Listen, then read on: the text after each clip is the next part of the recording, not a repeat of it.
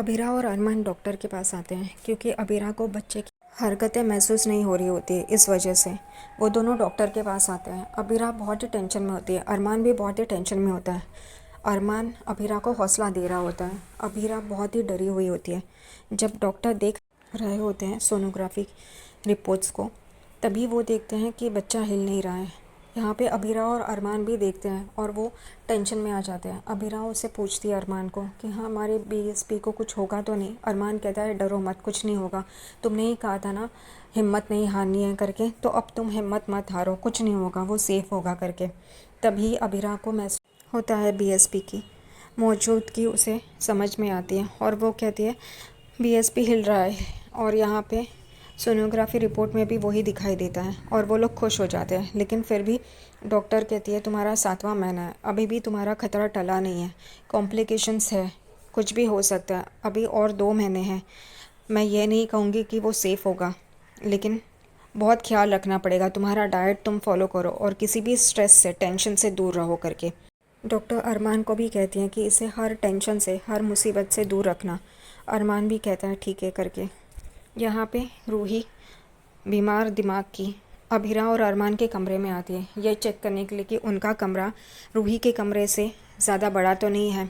वो अपने मोबाइल में चेक कर रही होती है, मेजरमेंट ले रही होती है कि अरमान और अबीरा का कमरा रोहित और रूही के कमरे से तो बड़ा नहीं है ना।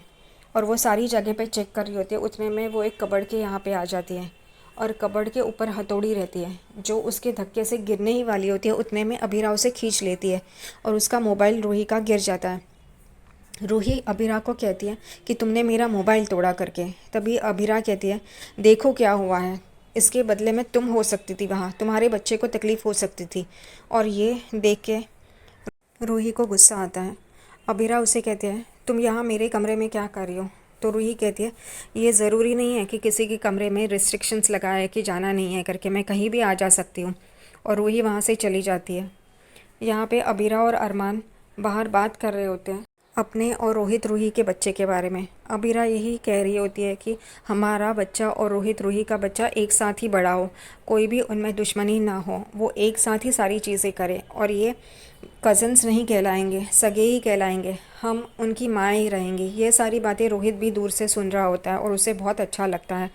अबीरा कहती है कि हमारा और रोहित रूही का बच्चा एक साथ ही बड़ा होगा, एक साथ ही स्कूल में जाएगा, एक साथ गार्डन में खेलेगा, सारी चीज़ें एक साथ करेगा और इन दोनों में कोई दुश्मनी ना हो, और यही मैं देखूंगी करके।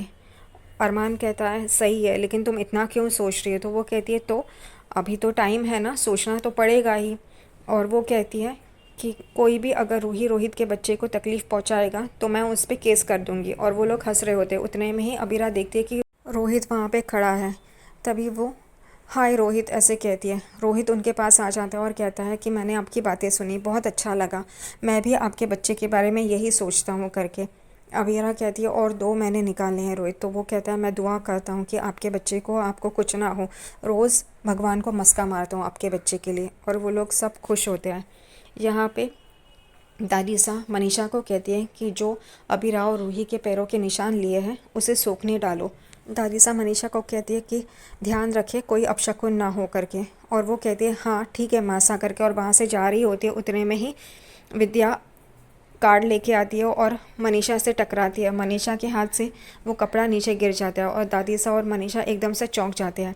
विद्या भी चौंक जाती है। दादी सा कहती है मैंने तुम्हें कहा था ना अपशकुन नहीं होना चाहिए करके, उठाओ उसे। और देखते हैं तो उस पर फीके पड़े होते हैं उनके कदमों के निशान।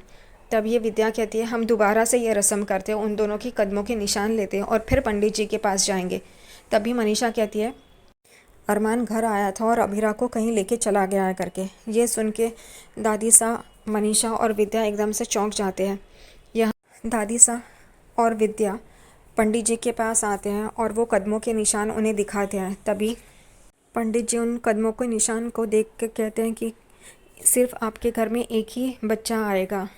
ये सुन के विद्या और दादी सा बहुत ही परेशान हो जाती है। दादी सा उनसे रिक्वेस्ट कर रही होती कि अबीरा या रूही किसके बच्चे को खतरा है करके। तभी वो कहते हैं दोनों के पैरों के निशान एक जैसे ही है, इसलिए ये कहना मुश्किल है कि किसकी गोद भरेगी और किसका बच्चा नहीं होगा। और विद्या और दादी सा एकदम परेशान हो जाते हैं। मासा विद्या से कहती है कि हमें दोनों का ख्याल रखना होगा, क्योंकि पंडित जी उन्हें कहते हैं कि ये आने वाले 3 दिन उन दोनों के लिए बहुत मुश्किल है, उनके लिए खतरा है, इसलिए चारों ओर से उन पे नज़र रखिए, क्योंकि किसी भी दिशा से उनके ऊपर खतरा आ सकता है। और यहाँ पे मासा विद्या से कहते हैं कि हम 3 दिन उनका खूब ख्याल रखेंगे, उनकी ढाल बन के रहेंगे करके, और उन पे कोई भी खतरा आने नहीं देंगे। विद्या भी कहती है हाँ सही है मासा, आप जो कह रही है। दादी सा घर पे देखती है तो अरमान, अबीरा और रोहित बात कर रहे होते, तभी दादी सा अबीरा से कहते हैं कि जाओ लड़की जाके सो जाओ, तुम इतनी देर क्यों जाग रही हो। तो वो कहती है अभी तो सिर्फ शाम ही हुई है दादी सा। तो वो कहती है तो क्या हुआ, जाके अपने कमरे में आराम करो, और ये 3 दिन तुम कहीं बाहर नहीं जाओगी, किसी भीड़ में नहीं जाओगी, सिर्फ कमरे में रहोगी और आराम करोगी। सब लोग चौंक जाते हैं ये सुन के। तभी अबीरा दादी सा से कहती है कल तो पर नानू ने गोद भराई की रस्म रखी है ना, तो वहाँ तो जाना ही होगा करके, और दादी सा एकदम से परेशान हो जाती है।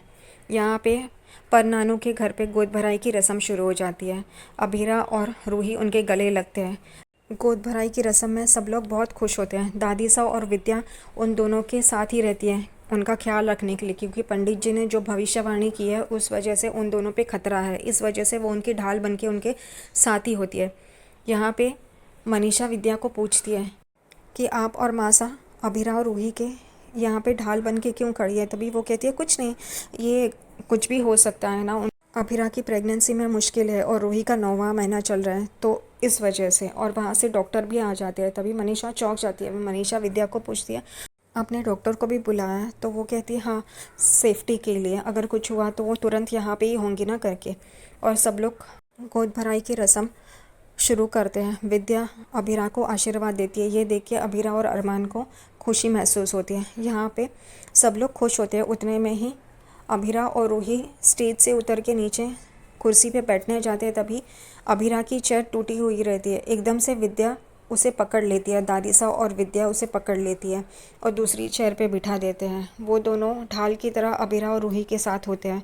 यहाँ पे कोरस गैंग रोहित और अरमान के लिए गेम प्लान करते हैं कि डॉल को डायपर और कपड़े पहना के अपने अपने बीबियों के पास लाना है। जो पहले करेगा वो जीत जाएगा। और यहाँ पे अरमान जीत जाता है और रूही बहुत गुस्से में आती है कि रोहित नहीं जीता। रूही को लगता है कि रोहित जीते, हम लोग ही जीते, हम लोग ही पहले आए। रूही बहुत ही अजीब बर्ताव कर रही होती है। वो हमेशा अबीरा से कंपटीशन करती रहती है, इसी वजह से वो मुश्किल में आने वाली है अब।